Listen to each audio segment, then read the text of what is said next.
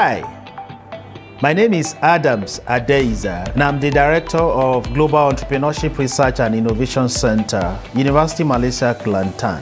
As a development policy researcher, I've been tracking the Malaysian economic strategy and performance for nearly a decade now. What I can say is that the country is a resilient economy and it can do better at creating high-quality jobs for its citizens. What I think the country needs at this point in time is innovation-driven entrepreneurship.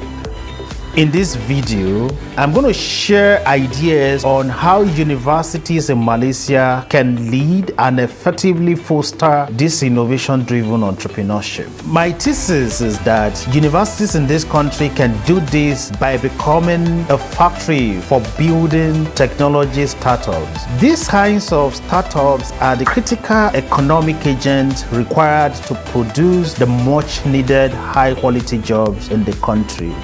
At a time when high-paying jobs continue to elude young people across the world and in Malaysia, and the society is looking up to universities and colleges to produce individuals that not only have an excellent grasp of the current socio-economic challenges, but also possess streetwise ideas to address them, the all-important entrepreneurship education has to be moved to a whole new level. Although Malaysia as a country has, over the last few years, made significant investment in entrepreneurship education and some appreciable results have so far been achieved, there is yet a very big room for improvement.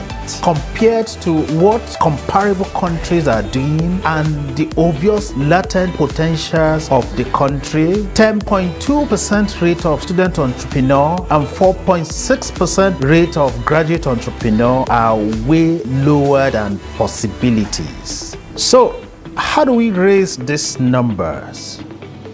Think innovation-driven entrepreneurship.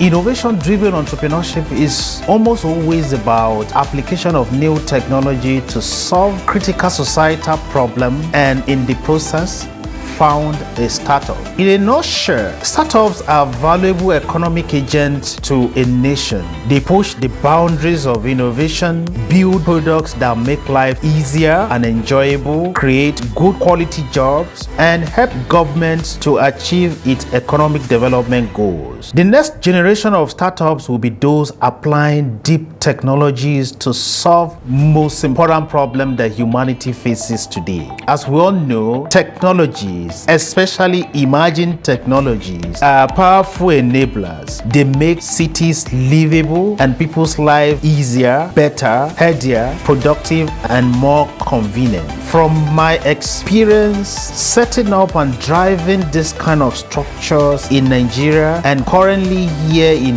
UMK, there are 7 building blocks that universities need to put in place to be able to achieve this innovation-driven entrepreneurship. Building block 1, commitment of the top management of the university. The Vice Chancellor's team at the top level need to be fully on board and committed to making their universities a top-ranked center for innovation-driven entrepreneurship. This commitment must certainly go beyond policy statement. They must make specific investments and take specific actions that are needed to achieve results. In UMK, for instance, innovation-driven entrepreneurship is a key strategic goal. The university recently established Ignite Venture Innovation Lab, a physical space for training students on how to leverage emerging technologies to solve real-world problems and in the process found a startup. And to show you the commitment of the Vice Chancellor, when the university could not find an immediate space for the lab, the Vice Chancellor gave part of his office as a take-off space. That's the kind of commitment that we're talking about. Building block number 2, physical space for experimentation and incubation. For coordination and as a symbol of the university's commitment to realizing its innovation-driven entrepreneurship agenda, it is essential for each university to establish a physical structure that is often called Startup Innovation Lab within the campus. This must be an informal, non-classroom, and inspiring space for searching, grooming, and supporting members of the university community to innovate and scale their technology solutions.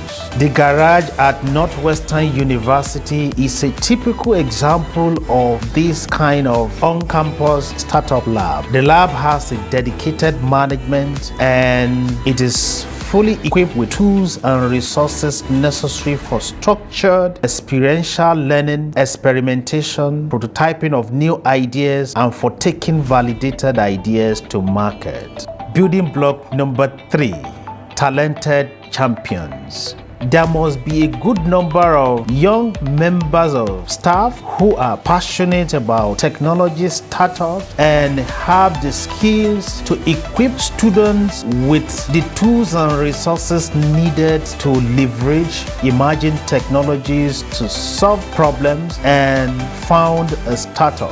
In UMK, I am glad to be leading a team of smart and talented young faculty members who are not only passionate about technology startup, but who are fully committed to making the university become an innovation center of excellence in Malaysia. Building block number 4, effective linkages with the industry and the outside world. The garage at Northwestern University and the likes owe their success as university-based innovation and startup labs in part due to their solid interaction with the industry and the business community. Regular speaker events, networking, and direct mentorship of students by successful CEOs and entrepreneurs are critical success factors. Another potential benefit of solid interaction between universities, especially the campus-based innovation lab and the industry, is that the university will be able to showcase the efforts they are making and in the process convince the private sector players to support the university with funding for translational entrepreneurship research and direct funding of startups that the universities are producing. The private sector, both as individual and as a collective, can set up regular competition and program for identifying and supporting students and faculties with creative tech business ideas. The Petronas Ventures, through its Future Tech program, has been making encouraging efforts on this front in Malaysia. Building block number 5, widespread mindset of going the extra miles in innovation among faculty members. For obvious reason, the startup lab alone cannot deliver the required result. Innovation-driven entrepreneurship cannot and will never be a one-man job. The role of individual faculty members cannot be overemphasized. Universities will only succeed in their quest for innovation-driven entrepreneurship to the extent that large number of members of staff are ready and committed to going the extra mile to work with the lab and inspire these students to participate in off-campus activities that foster innovation. Building block number 6, supportive internal startup ecosystem. Apart from the support of individual faculty members, which I spoke about earlier on, relevant units of the university need to collaborate actively to achieve the goal of innovation-driven entrepreneurship. The strategic goal of innovation-driven entrepreneurship must be formally cascaded down to faculties and departments in the form of KPIs. Building block number 7, supportive government policies. The university is only but a small section of the larger economy. For them to succeed at fostering innovation-driven entrepreneurship, there must be an enabling environment in the country at large.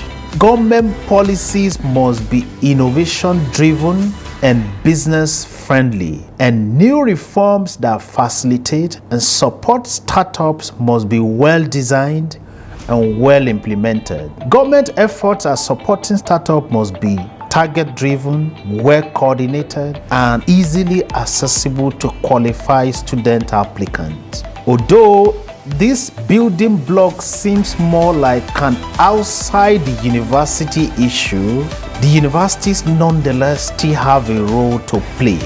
They must actively participate in policy making and reform process through the conduct of policy-oriented research, participation in policy dialogues, and encouraging sabbatical leave in key government institutions. As a final recap, to position Malaysian universities as hatcheries for technology startups, there are 7 building blocks. First, the top management of each university must show genuine commitment backed up by specific investment. 2, establishment of on-campus startup innovation lab in each university. 3, engagement or development of talented champions who will be in charge of running the startup lab. 4, fostering widespread attitude of going the extra mile among faculty members whenever it comes to innovation-driven entrepreneurship. 5, establishment of ongoing relationship with the industry. 6, incentivize departments and faculties to support the grooming of innovative enterprise. And 7, universities as a collective must work with government and policy makers to initiate reforms that support innovative enterprises to thrive across the country. Thank you.